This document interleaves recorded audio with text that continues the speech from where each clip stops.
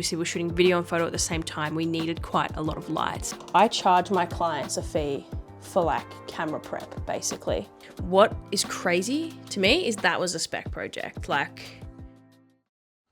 it's Monday today and I have 2 shoots this week.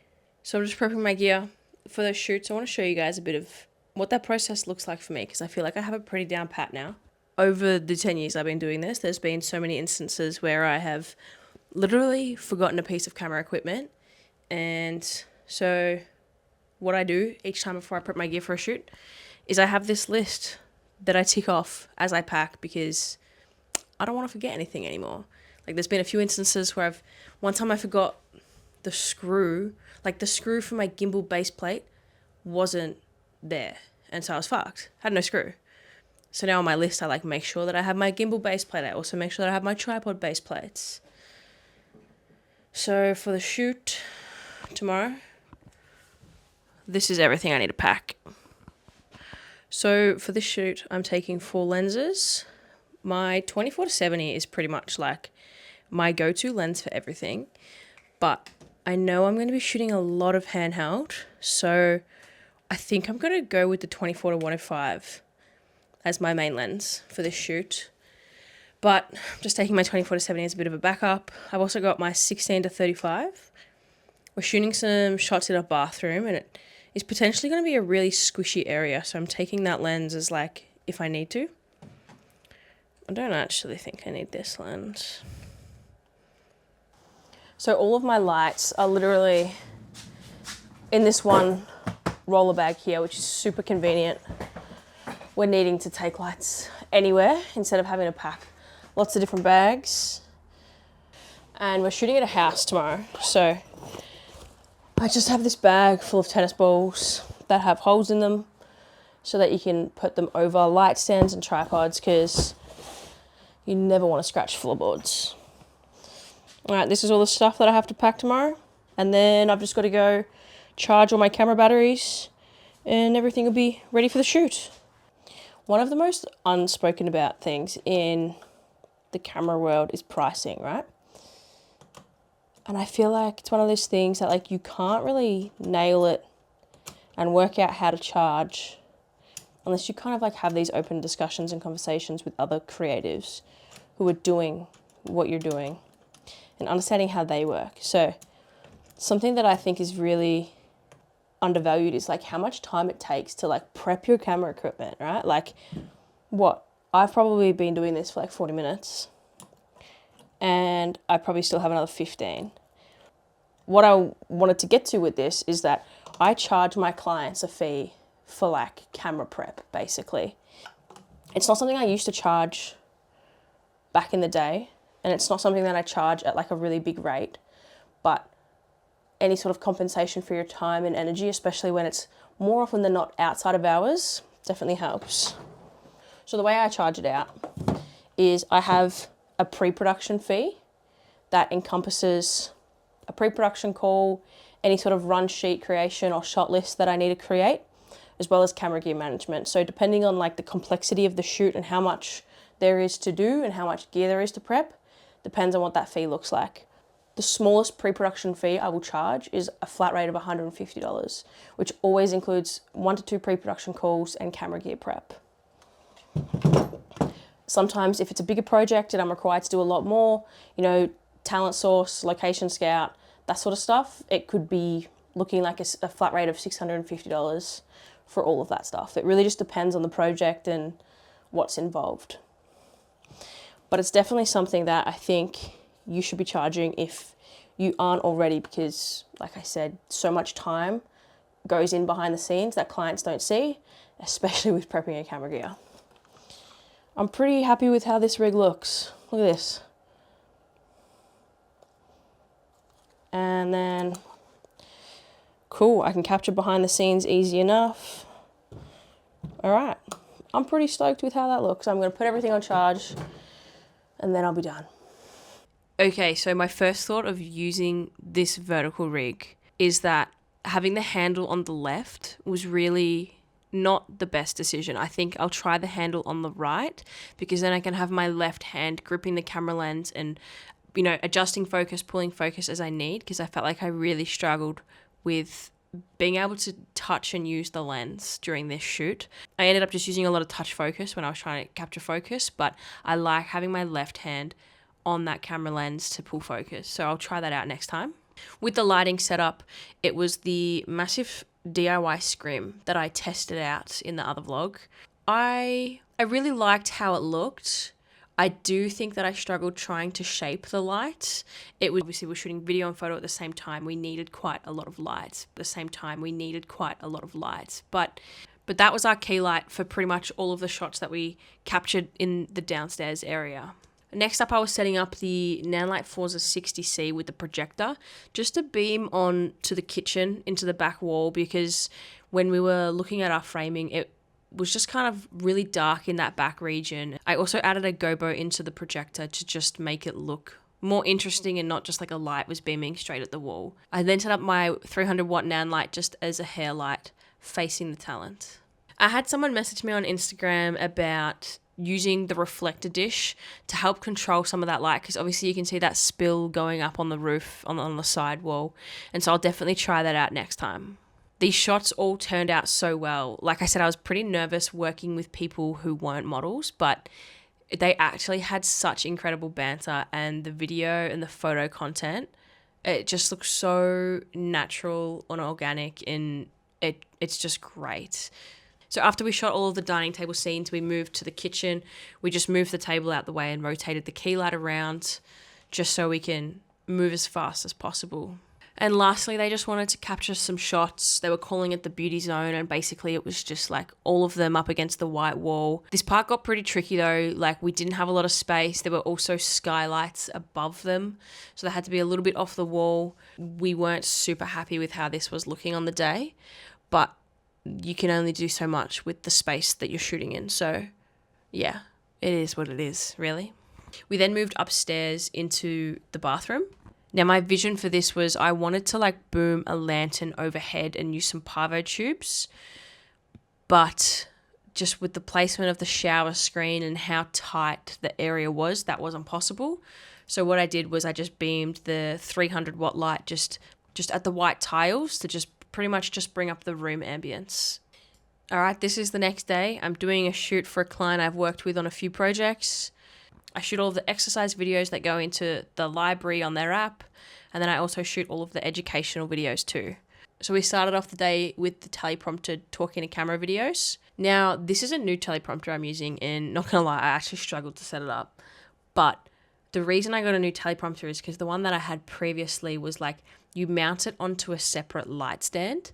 And so if you want to change the height of your camera, then you've got to adjust the height of your light stand. And it's like, it just became this really finicky thing where it had to match perfectly. So I was looking around for a while for a teleprompter that I could mount my camera directly to. And this is the one that I came across. I'm also 99% certain that you can shoot vertically with this teleprompter. So like obviously have your camera mounted vertically, and you'll be able to shoot pretty wide and not get the actual teleprompter in the frame. Because again, with that other teleprompter I had, I was having issues where I had to shoot some vertical teleprompted videos, and I think I had to shoot at like 60 mil to be able to not have the teleprompter in frame. So I haven't tested this out, but this is one that I got recommended to me from someone who said they can shoot pretty wide vertically. So I'm hoping as long as I can shoot at like 35 mil, it would be awesome, but I'll have to test that out. I've also used this new softbox that I haven't used before. It's like an umbrella, and I've been seeing it everywhere on YouTube, and people are saying that it's basically a book light, but just in one piece of diffusion, because so the light is facing the silver side of the umbrella, which then bounces back through the diffusion. So it offers a really soft wrap, and it's quite widespread, which I really like. So I used that out today, it was great. It was so easy to set up, and it looked really nice and even. So once we smashed through all of the talking videos, I changed the setup so that we could get straight into the exercise videos. All right, I want to finish up the vlog by just talking through what projects I have going on right now, what's in the pipeline, the lead pipeline, what's in pre-production right now, what I've got coming up to shoot, and what I'm editing right now. So leads right now, I have a wellness product that reached out and wanting to do a half day in a studio, half day on location to shoot a new product that's coming out. And what's really cool about that is I asked how they found me, right? And she said, I saw the Dr. Hydrate video you posted on your Instagram and I followed you from there because I thought, you know, that's kind of similar to our product. And so she wanted to reach out just from that. And what is crazy to me is that was a spec project. Like, I potentially have this massive campaign, video and photo that's going to go ahead that has just come from a spec project. So I think that's a pretty cool thing. Another lead is a marketing agency who's wanting to shoot some social content and a brand story. I have a Pilates studio that wants to shoot some app content. I have a lash studio that wants to shoot some course content, so like an educational masterclass for how to do lash lifting. Another lead that came through is from someone that my wife used to work with at a creative agency. He does like branding and design, and he's basically just like been working with this ex-Olympian on her branding and her website, and he asked me to edit together some archival footage of her when she was younger doing gymnastics, and so they could have basically a website banner. And I quoted him for that, but then I said, hey, on the off chance, if you're interested, go check out this video and tell me if you want to create something like this. And he spoke to his client, and they're both super keen for it. So the video that I sent them was Danny Gavette's Red Bull video that he recently worked on. And if you haven't seen it, I'm going to link it in the description. It's absolutely insane. And it's like this blend of like storytelling, documentary, short form. Like, it's just freaking cool. And so we're going to work on a project together that's like that, which is like, that's the kind of stuff that I want to be doing for spec. Like, I am constantly saying to myself, like, I want to work on like short form social doco work with athletes. Like, this project has kind of just like fallen right in my lap, which is pretty cool. And then another lead I have in the pipeline is for another big retail brand, and they just need to confirm budgets before I can quote them. So in pre-production right now, I have a gym shoot coming up, which is the gym that we shot the Dr. Hydrate spec commercial at. So basically when I did this spec project, I was looking for a location, and I hit these guys up and said, I'll do a free 2-hour shoot for you guys and create some content in exchange for using your space. So he was super stoked with that. So we're planning that one right now, which will be really, really cool. It's an absolutely incredible space. I have a photo campaign coming up for an e-commerce brand, and I have Heather shooting that one, and I'm assisting her just because I don't need to explain it, just cause. And then I have another shoot, which is video and photo, basically just to get some website content for someone in the professional services space. Now moving on to post-production, I have a few in here. I'm working on a project for my council right now, which I've been working on since September. There's just a lot of people involved in this one, so there's a lot of delays in terms of feedback. I'm finalizing some corporate videos for a wealth management company that we worked on a shoot for in December. We did like a culture video, which encompassed like heaps of testimonials, and we did some FAQ videos that they can send out to their clients throughout the process of working together. I have to edit the educational videos for Bump Strong, so the fitness shoot that I did earlier on in this vlog.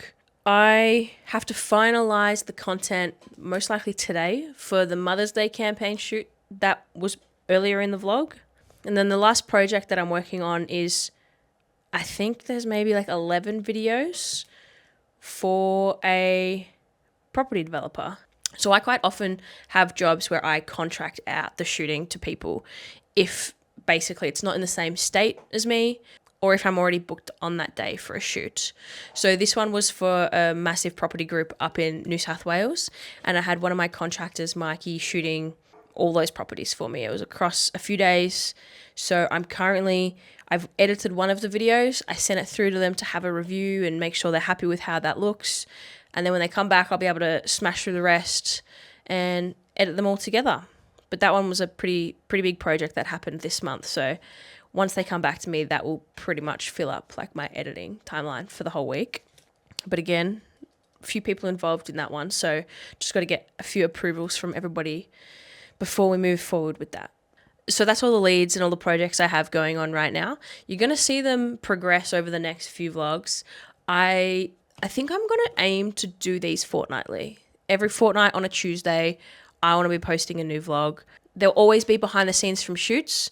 So if it's like the off week where I'm not vlogging and there's a shoot, I'll still capture the behind the scenes and share it with you guys, because I feel like that's the kind of stuff that like is very interesting, and you get to see lots of different ways that I approach a shoot and things that I do, because every shoot is very different location, different people, different deliverables, everything's different. So I think, yeah, so I'm aiming for fortnightly on a Tuesday. Anyway, bye.